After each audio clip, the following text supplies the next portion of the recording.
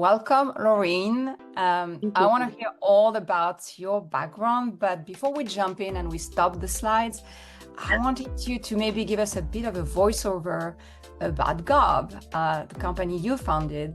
And you were kind enough to share with me some of these photos so we have a better sense. Can you tell us what we're looking at here? So this is mycelium, that is also known as aerial mycelium, and it's a brand new material that was invented by these folks at Ecovative. And I'll get into it later into my journey, but I've known them since they started their company. And we turned this material into the world's first plant-based earplugs. And that is our first product as a company. It didn't exist, and so we went ahead and made it.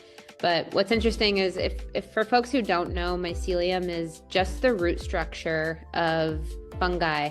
So if you see a mushroom, that's the fruiting body, and mycelium is everything that is underground. Fun fact, mycelium is the largest living organism on the planet. It's pretty amazing. That's pretty amazing indeed. And I feel like awareness of mycelium has been growing lately. So that's exciting. We'll talk about that. Yeah. Wanted to be able to show the end product. Yeah, what can you tell us?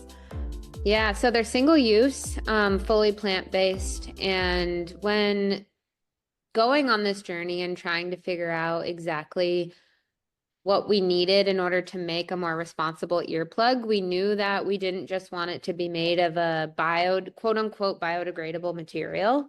So I wanted to make sure that it was truly regenerative. And what that means is it goes back to the earth and actually feeds it. It doesn't harm in any way, shape, or form. So that's exactly what these earplugs are. They're just cylinders, but they fit into your ear. You just push them in. They settle in like memory foam.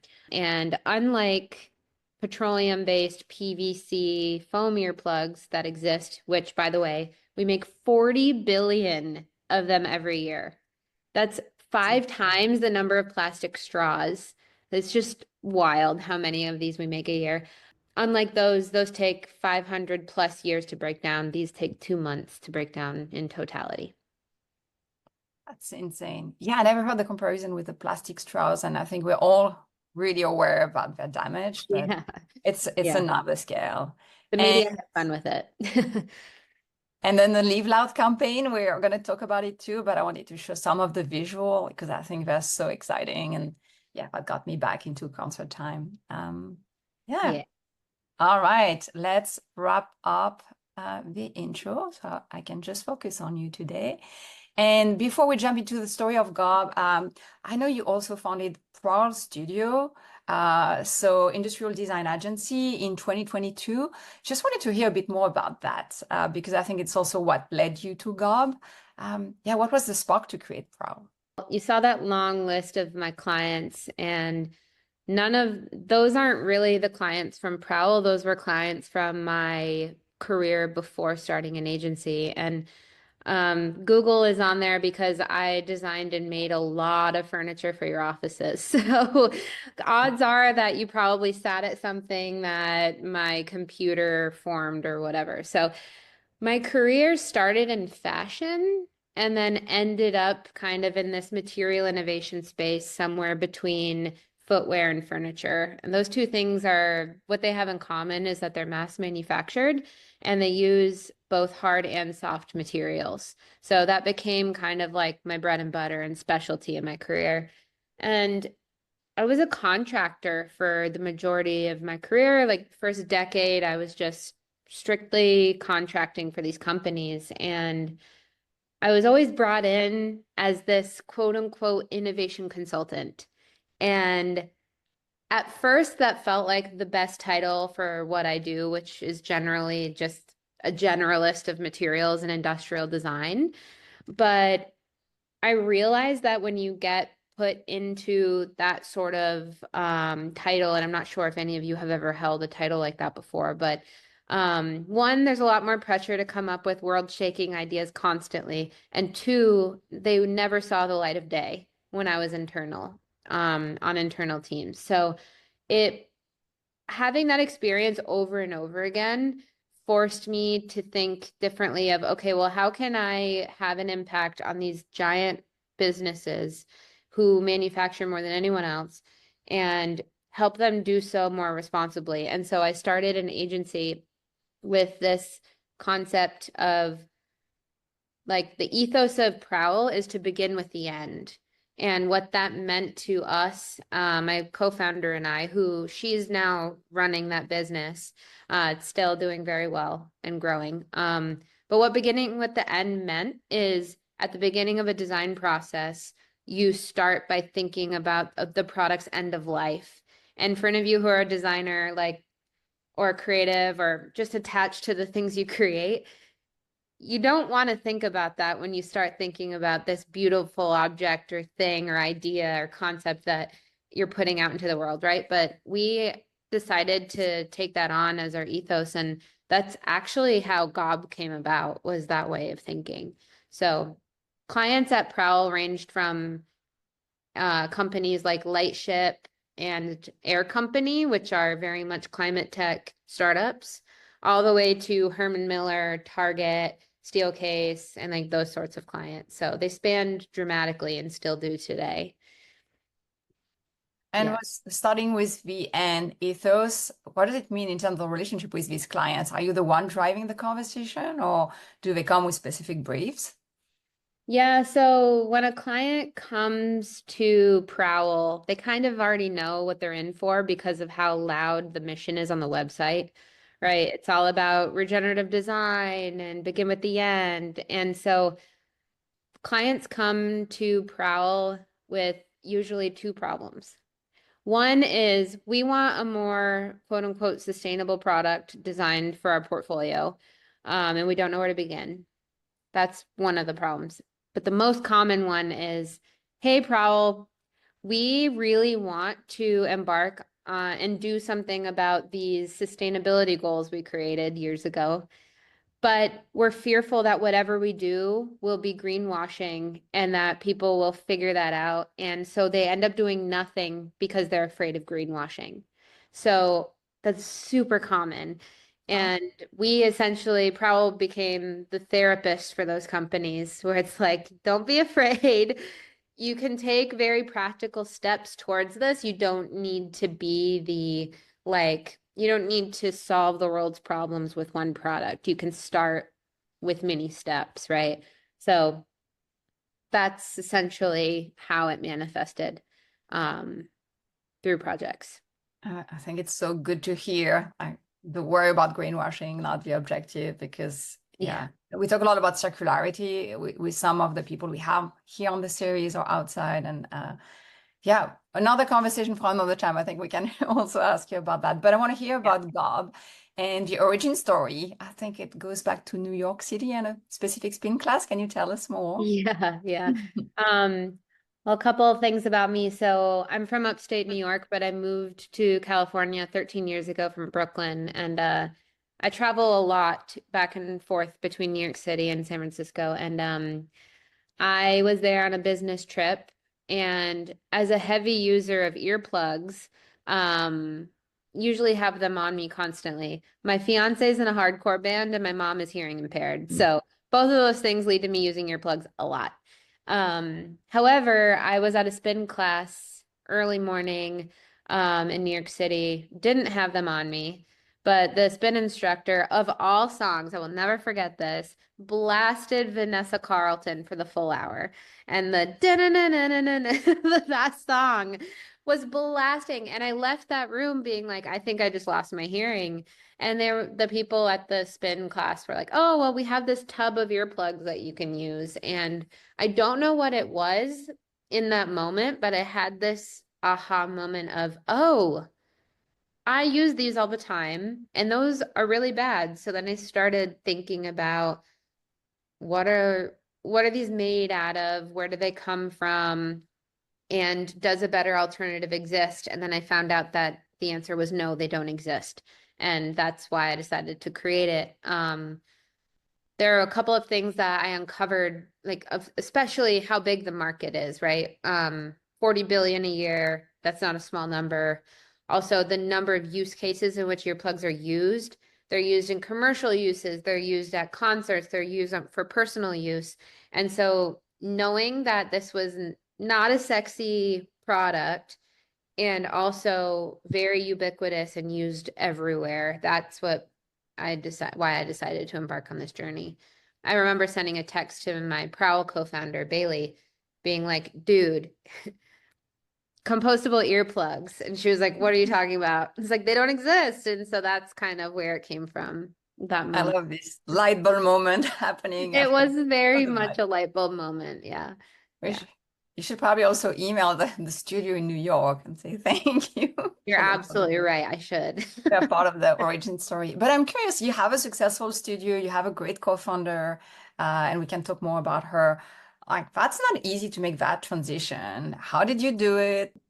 Ooh, gut wrenching, honestly, because Prowl started in 2022, not that long ago, right? Yeah. So 2.5 years we've been at it. And I decided to go all in. It wasn't until June this year. So I've only been full time for a number of months, but essentially I was doing both. And I'm also a professor. Let's not forget that. And spreading yourself too thin is not a good thing when you're trying to build a business, let alone two. So I had come to terms with the fact that I was doing everything kind of well and not doing anything perfectly, right? So Bailey, my co-founder of Prowl, and I had a conversation and we decided that both businesses deserve to thrive. Both businesses are growing and they deserve full attention. So she's giving her full attention to that business while I give my full attention to GOB. Um, I will add though that my personality, my background, I've built a lot of teams inside of these clients that I've had. They've been creative teams, they've been sales teams, and for any of you who have done that before, that in itself is a skill set. And I didn't recognize that until I had this startup idea. And I truly do think that my personality lends itself to owning a product company now. And wouldn't have known if I hadn't gone all in. So it's really made a huge difference. And since making that decision, things have really started to click. It's funny how that works. Yeah. And Yeah. so when you think about building the team at GOB, what are the most critical roles you need to fill first? And how big is the team right now? The team is about 6 people. Um, Funny enough, I was like, I'm not building a remote team. It will be all in person, and almost my entire team is in New York City. And I sit in San Francisco. So that's really just because that's where the talent is that I really wanted to only hire superstars. And I wanted to hire them as contractors so that they could continue to have other clients. But I do have a co-founder. His name is Michael Brand, and he was introduced to me via our investor, actually, who was his last company's first investor. So he went back to them saying, hey, he had sold his company to a crypto company years back. It was a hardware company. It's a long story. I won't get into it. But long story short, I was friends with this VC. He was friends with them because he had taken investment years ago. They introduced us knowing that GOB was an idea I was pursuing, and he is a mechanical engineer. I call him the efficiency guru. He builds out our back end. He loves spreadsheets. He loves building our machines. I'm the front end. I'm building the brand team and building the brand and the marketing. And so we're kind of like this yin and yang situation, which is ideal. But our first hire was the brand designer. And then we've started growing at by bringing on people to help me with business development on the B2B front, as well as a social media strategist. So all of these people are seasoned. I know that some folks build like an army of interns, but I just really wanted people who have been there, done that when building the team. Yeah, we're seeing more and more of that actually. Myself as a fractional CMO, I can see startups now getting this group of fractional executives sometimes just to get them off the ground. Any particular test or way you find those talents or decide to recruit them? I hate to say this, but it's always LinkedIn. I'll read an article. So how I found our social strategist, her name is Kendall Dickinson. I was doing a deep dive case study on Graza olive oil and how they grew so fast. I don't know if any of you have Graza at your house, but it's become like the new household olive oil. And I found in an article on LinkedIn in my deep dive her name as a quote of how they built their social strategy. I sought her out and then I found out that she is a fractionalized strategist. So I hired her. And that's kind of how I've gone about all of this. It's just LinkedIn case studies. Very cool. Good to know. Thank you for the tip. So Yeah. Yeah, it's actually people not rocket science at all. know, but not everybody does it. So Yeah, it's always true. great. You mentioned your investor, and obviously you have to notice like a very small percentage of investment goes to female-founded companies, and even fewer CEOs have a design background. So what was your journey into fundraising? And congrats on the seed round that you just closed a few months ago. Thank you. Yeah, I guess we're now calling it pre-seed because it was pre-revenue. But yeah, man, the fundraising journey. First and foremost, this year was really hard for everyone. So if you know someone who's fundraising, be really nice to them. It's really hard out there. But I don't like to believe that things have to be different because you're a female. However, I come from a background in industrial design, which is 17% female. I went to school at Rensselaer Polytechnic, which was 15% female. And so I'm used to being in these sorts of spaces. So I knew this going into fundraising that it was going to be kind of a man's world and I was prepared for it. I wasn't prepared for the awful advice you're given along the way and just how each person you meet with, there are great VCs, there are great investors, but there are people who will try to give you advice on changing your business.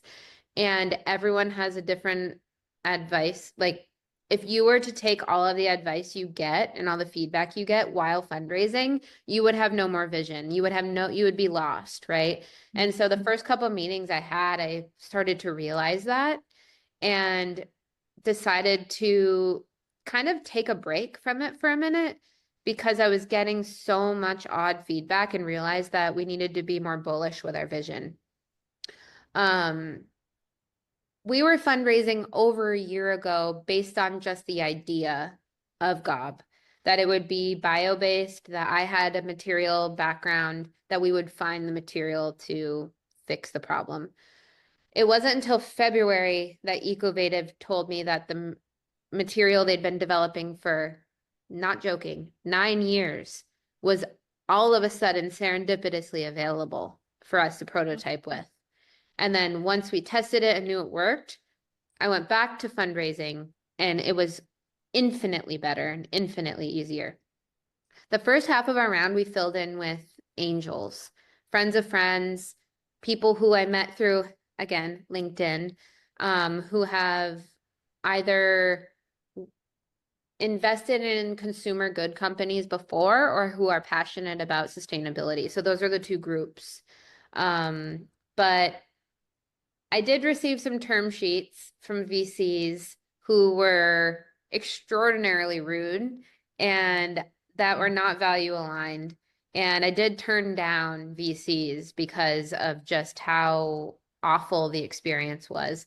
I had a lot of people give me like raised eyebrows because of it. It meant I turned down, for example, $1 million some of the times. Not joking, but in hindsight, I'm very, very happy that I did that. So fundraising is a game and there are strategies that work. And you just have to know that you have to get really good with getting denied, right? And just know that your vision is worthwhile. And if it's a no, then keep moving, essentially. Wow, such a good lesson. And thank you for the transparency of sharing that. Yeah. I want people to know the real honest truth. Yeah, You can put yeah. your pitch deck through like any algorithm and you can get as many edits as possible, but the people you meet, you're going to know instantly if you want to make, this is advice I was given. Do you want to make these people richer than they already are?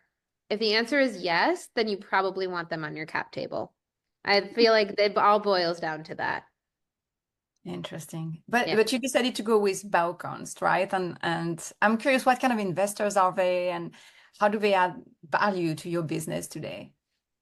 So Baukunst, they're the ones who introduced me to my co-founder, actually. So Prowl and Baukunst have a very close relationship as collaborators. So they were already friends and already part of our like community. But they're also just incredible investors. Their whole ethos is the art of building. So they invest in hardware companies, climate related companies. Their legacy is in mostly like manufacturing SaaS and hardware, but they're moving more and more into the consumer space. And at first, it was a tough sell when we didn't have the material. But once we had the material and once we started to unlock these celebrity deals, they were completely on board. And Kate McAndrew at Baukunst is a good friend and just an incredible champion of our brand. And so when they wanted to come on board, it was an easy yes. And do you have like daily relationship with them? Like what's the frequency and what kind of advice do you take from them? I know it's not always good to hear too many advice. Yeah, yeah. Well, I think what's unique and maybe not unique, I'm not sure, but so whichever partner is leading the deal with your startup tends to be the relationship that is the closest. And Kate and I have very frequent one-on-ones, and it can either be a phone call or video chat, but they're always there if we need them. So if I have a question about legal counsel or anything like that, I just hit them up and they usually make an intro.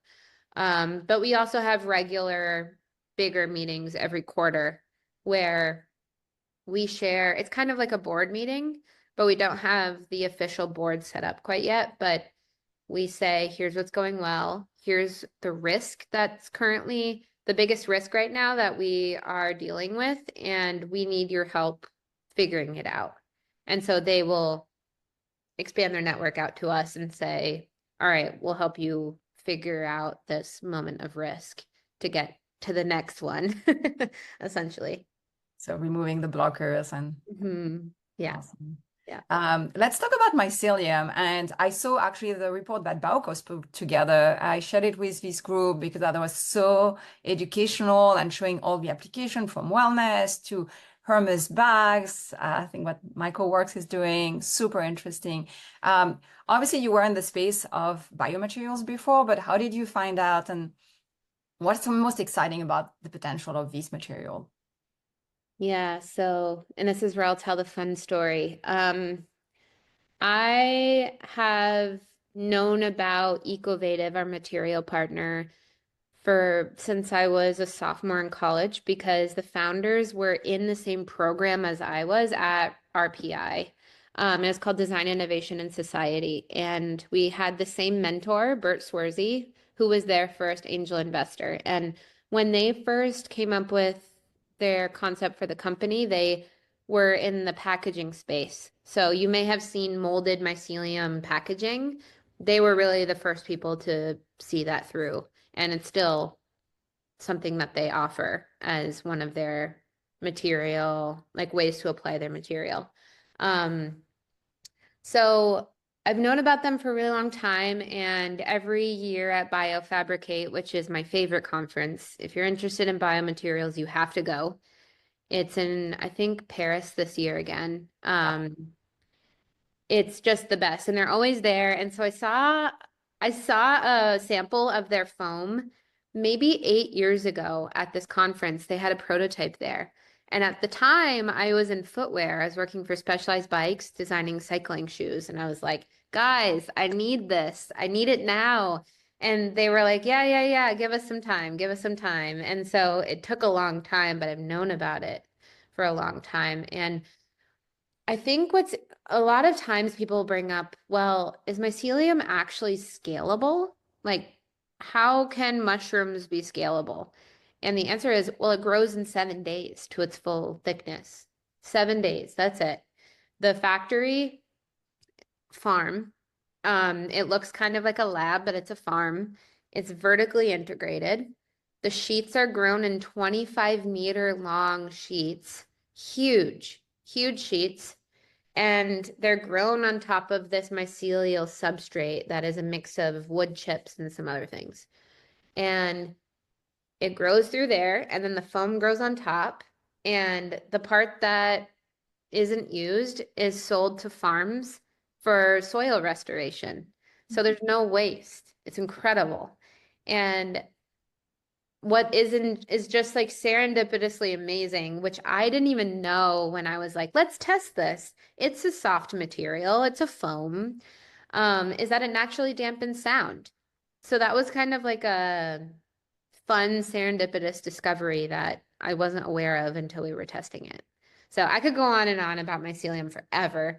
Um, we don't even, we haven't even scratched the surface in terms of what we can make with this stuff, especially Ecovative's forager foam. It's just the number of applications it has is incredible. And they also turn it into bacon. So think Oh, about wow. that. Earplugs, bacon, leather, handbags, like we we're just scratching the surface. So what's the process of partnering? If you're a brand and you want to partner with a material producer like them, do you come with your specification? Can they iterate on the product? Can you walk us a little bit through the product development? Oof, yeah, took a while.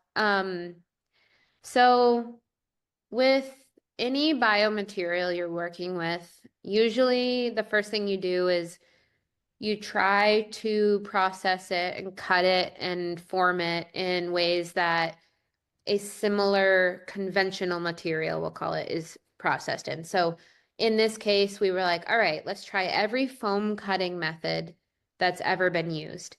And mycelium dulls the blades. It's fire retardant, so if you try to use heat, it stops it in its tracks. It like this stuff is very humbling. So the process was essentially like, what will cut this material in a clean way? I can't reveal the answers, but it's essentially in the meat industry. That's Wow. how we were able to process it. And we've now made an automated system that cuts many very quickly, but and packages them and everything in one fell swoop. But pretty much at first, we were taking saws to it. We were taking drill bits and literally by hand drilling out cylinders and shoving them into our ears. And that's how it started. We did try to make shapes that were not cylinders, that were more like your regular softened cone shape. But one, we discovered that it's not really necessary. And two, um, it was nearly impossible without ruining the softness of the material. So it was a bit of a messy, wild ride where it's just like fail fast kind of strategy, which is very Bay Area, very Google, and it worked. So we just kept like throwing stuff at the wall until, metaphorically, obviously, until it worked. Especially cutting things. Yeah. I think that's, to your point, so humbling to feel like mushrooms are really hard to cut. Nobody would have expected that. Yeah. Um, Very nice. Well, I want to just get to the industry part and the scale-up part. So I have to say your audience spans musician and hospitality and motorsports. In this group, we talk a lot about finding your product market fit and right audience. So what was your approach to deciding where you want to focus out of all the possibilities? Very similar to our product development strategy. So again, LinkedIn, not gonna lie, best tool I've come across. I started researching the music industry. I started researching hospitality. commercial uses, understanding which of those pathways had the least regulation, first and foremost, because natural materials are harder to get certain certifications at first. So I wanted to find the path of least resistance first and foremost. And we'll talk about the music industry. Well, no, first let's go commercial because that was a quick like OSHA compliance and getting to a certain decibel rating for people to use these for like really loud noises. We wanted to avoid that at first just because it's a natural material. We will get there, but we didn't go that path first. We started with music industry because one, it's this Trojan horse for marketing. It's where people discover a lot of new brands, right? It's where Liquid Death took off, for example. So we decided that we would start by talking to artists, artist managers, venue owners, and just started talking to every single person we could. And we discovered that the people who have the ability to make purchasing decisions are the artist and the venue. They control everything. And so by getting artists excited and getting their endorsement, we are able for them to say every show they play, they want GOB at the arena. So that's the strategy we're using now. And how we're deploying that was just by figuring this out was actually the hardest thing to do. I had about 100 conversations before really realizing that earplugs are impossible to find at a venue. You go to the coat check, you go to the first aid tent at a festival, you go across the street to Walgreens and have to leave. Like they're behind the bar. So we have vending machines now that are bright green. And hopefully now venue owners can and managers and bartenders won't have to deal with it anymore. They can just say, go to the green machine. So that's our B2B product market fit. That's the same case for motorsports. That's the same case for most folks. We also offer customized packaging so that people can gift them. So we're doing a few things with a few pop stars right now, customized packaging, so that they can also have another revenue stream at the merch table. But on the direct to consumer side of things, which is still very much in pre-order, which by the way, if you order right now before Friday, we'll send you a sample kit. So I will shout that out. We're doing a little promo. We're not fully shipping our products until February, but we're doing a sampling thing right now so people can try GOB. But we'll send you these cute little boxes. But on the direct to consumer side of things, the two main use cases for people that we've learned, one is they want to bring them with them to shows. So that's one. Two, sleep. So I cannot tell you how many people have told me, oh my gosh, you have an earplug company? My partner snores and I can't sleep without earplugs.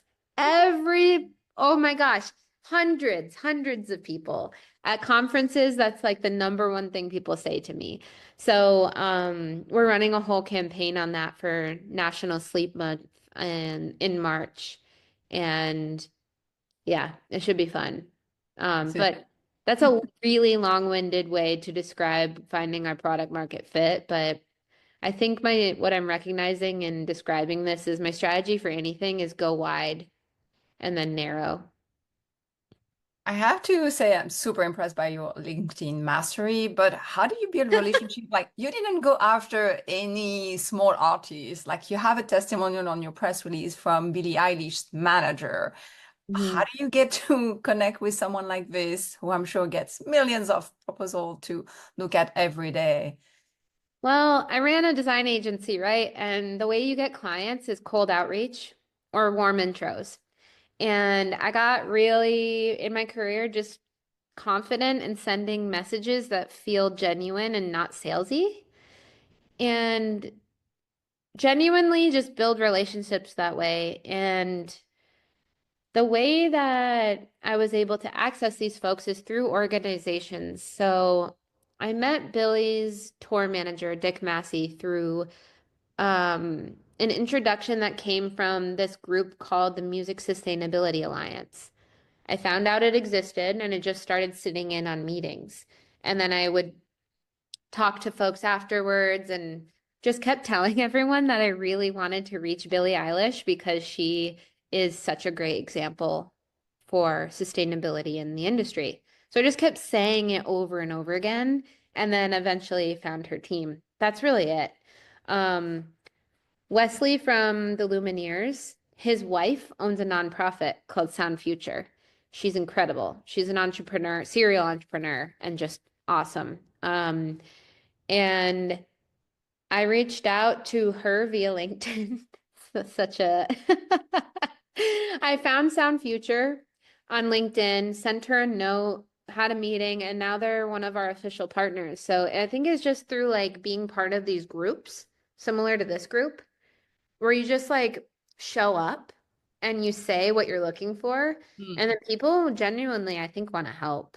So I that's love really how people are like, how did you find Billy? I'm like, well, I didn't find Billy. that. I found the people who work for Billy who genuinely care about sustainability. That's really what happened. Yeah. It's really funny. I had that conversation with actually Anne, who's on the call today, about saying what you want to the world because we underestimate the power of people who wanted to help you. And I love that you point that this community is all about that, is helping people make the right connection, the right ideas, finding the right talent. So Yeah. makes a lot of sense. I see I have a question. But this is such a great conversation. I've learned so much. We definitely need to have like a LinkedIn outreach masterclass, I feel like, also as a side note. But my question was, so mycelium, I was just like reading up as you were talking, seems like so many different use cases and like really kind of a game changer when it comes to kind of sustainable kind of innovations. So I'm curious, one, are you investing in research as a company, with material scientists and things like that, to just to kind of see what other possibilities exist? And two, I know GOB started off with earplugs. I'm curious to hear what is next in your kind of product roadmap. Great question. So being the first commercially available product out of this material, a lot of the R&D we've done has taught our material partner how to work with it. So to answer your question about are we investing in that? Yes, because along that journey of trying everything, we also learned what the material is good at and what it's not good at. And then you can look at, all right, use cases for other types of products. Can we make it in this way? Then let's go that way. So we do have kind of like a few products in our back pocket that we could also make with this material, but mainly our material partner is doing that on the forefront. However, actually all of their other customers with this material are trying like they're still in prototype phase with things like handbag handles and things like that that can be skinned with their leather. So the leather and the foam are made by the same foundational material. So there's a lot of experimentation going on there. We're also experimenting with their leather to see what else we can do with it. So to answer your question about mycelium, yes, definitely. A lot of people ask us, well, is everything in your portfolio and every thing you offer going to be mycelium based? And the answer is no. We want to work to replace all single-use wellness products. That's the goal, that are made out of virgin plastic. So like for example, the next thing we're working on is an SPF related product in these single doses, and the packaging dissolves in water, things like that. So we want to make sure that we're producing things that are one for one replacing something conventional that is not great for the environment and for people. So we're going forth with this like GOB as the name. That name to me is like a dose of something, like a gob of something. It's like a small portion, and it's also just a visceral, fun word. But we're essentially doing single-use regenerative products is the goal. Yeah. Very cool. And then we didn't mention that, but so the mycelium is produced in the Netherlands, and then you have material and you do some of the end production in San Francisco. Is that the right setup? The farms are in the Netherlands and in upstate New York. In New York. And our material partner is creating other satellite farms throughout North America. So soon our product will be fully USA grown and made. Very nice. You mentioned customer feedback. You mentioned also going to conferences. That's also a topic we like to explore in this group, is how you iterate based on customer feedback. What's been your approach to collect that feedback? And now that it's pre-order, do you have a specific plan? Yeah, well, customer feedback is how we ended up with the cylinder, because as a designer, I was like, there's no way I'm shipping a cylinder. There's no way. It's way too simple. It's not cute. It's not anything. It's just this. And we started shipping it as material sample for people to shove into their ears and see if they liked it. And people really, really liked it. As long as they weren't doing the thing where they squish it first and roll it like a normal earplug and put it in, they were liking it just by like, you just situate it and then you push it in and then it's in your ear. And so once people started doing that, we realized, oh, maybe our MVP should actually just be a cylinder because people are liking it. And so we sent out maybe 1,000 samples with that intention of understanding, is that enough?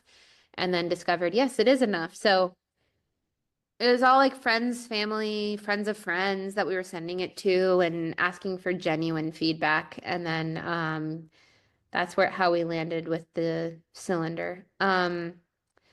But with pre-orders, we're mostly giving ourselves some time to figure out which SKU people want most. So we have a starter pack, a core pack, and a like monthly pack.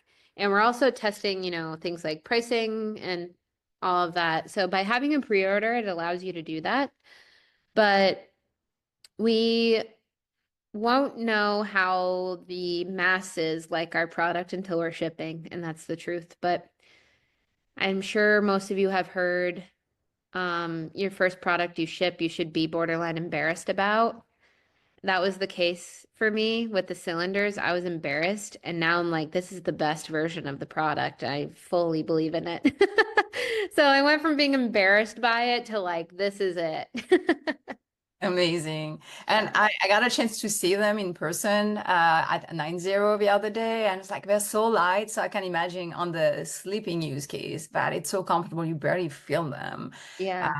Very, very cool. Yeah, I think I hear a lot of things also about your MVP, but now I feel like the tone is also changing a little bit, even in Silicon Valley, that your first product should be minimum remarkable product, because we want to have enough that you can get valuable feedback on the product. So I think it makes a lot of sense. You actually love the first one you got out, and it seems like it got instant positive feedback. So kudos to that.